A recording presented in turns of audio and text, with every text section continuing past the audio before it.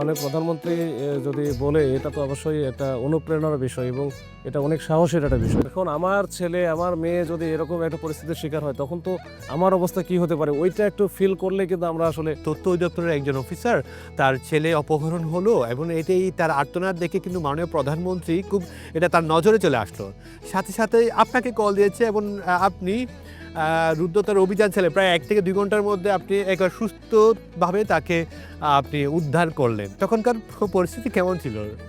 আসলে এটা তো যখন ওই যে ভুক্তভোগী যে ছিল বা যার সন্তান অপহরণ হয়েছিল তো উনি সচিবালয়ে চাকরি করতেন। তো সচিবালয়ে চাকরি করার পরে তারপরে সে যখন জানতে পারে যে তার ছেলেকে পাওয়া যাচ্ছে না, মুক্তিপণ চাচ্ছে বা টাকা পয়সা চাচ্ছে, না হলে মেরে ফেলা এরকম একটা কঠিন পরিস্থিতিতে তখন সে দিক বিদিক আসলে ছোটাছুটি করতে থাকে। একটা পর্যায়ে যখন বুঝতে পারে যে মাননীয় প্রধানমন্ত্রী তখন সচিবালয়ে অবস্থান করতেছিল, তো মাননীয় প্রধানমন্ত্রী বের হবে এই সময় গিয়ে কিন্তু সে সব কিছু প্রোটোকল ভেঙে কিন্তু ওখানে গিয়ে সে তার বক্তব্যটা উঠে ধরছে। তখন যেহেতু বিষয় ছিল আসলে ছোট বাচ্চা বা তার স্কুল পড়ুয়া ছেলের ব্যাপারে এবং এটা একটু সেনসিটিভ এবং সিরিয়াস ব্যাপার ছিল, তো মাননীয় প্রধানমন্ত্রী এটা সিরিয়াসলি নিয়েছে এবং যেখানে বললে হয়তো বা এটা দ্রুত গতিতে কাজটা হবে এবং যারা কাজটা করবে ওই জন্য হয়তো মনে হয়েছিল, যেহেতু আমি রমনা ডিভিশনে তখন ডিসি, তখন সরাসরি আমাকেই বলেছিল।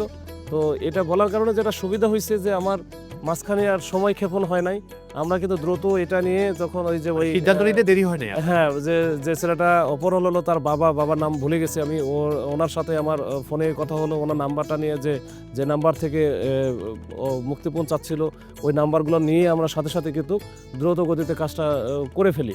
এর মধ্যে তার বাবার সাথেও যোগাযোগ করে একটা পর্যায়ে যখন আমরা ওই যে ওই মতিঝিলের কাছাকাছি ওই এলাকায় গিয়ে থেকে আমরা কিন্তু তাকে অক্ষত অবস্থায় উদ্ধার করি। এটা কি আপনার স্পিডটা আরো বাড়িয়ে দিল মাননীয় প্রধানমন্ত্রীর ফোন? ওটা কি মনে করেন না আপনি?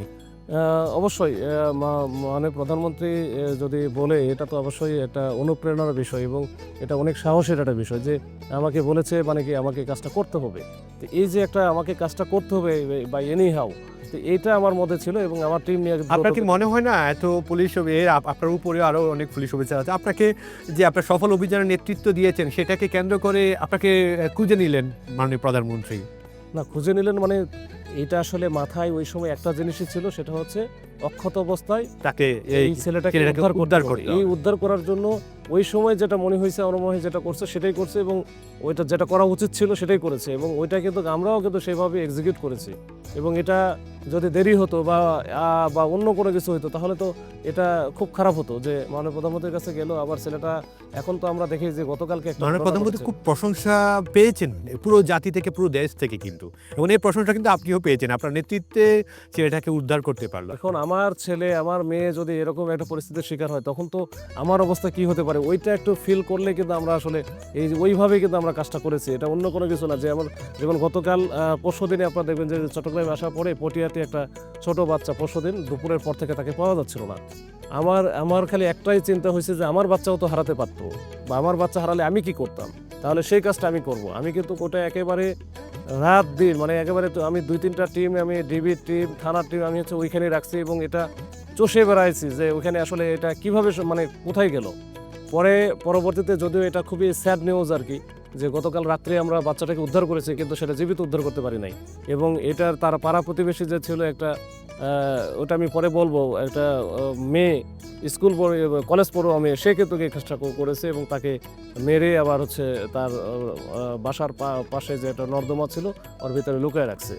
তো এইটা আসলে খুবই প্যাথেটিক। যদি আমি ওটাকে জীবিত অবস্থায় বাচ্চাটাকে উদ্ধার করতে পারতাম তাহলে আমার জন্য এটা বিরাট একটা অ্যাচিভমেন্ট বা সাফল্য হইতো, কিন্তু আসলে এটা তো সম্ভব না, কারণ ওরা তো একেবারে পাড়া প্রতিবেশী এবং যখন ঘটনা ঘটছে মানে যে পরশুদিন যখন 1টা বা 1:15টার দিকে এই মিসিং হয়েছে 1-1.5 ঘন্টার মধ্যে মেরে ফেলছে।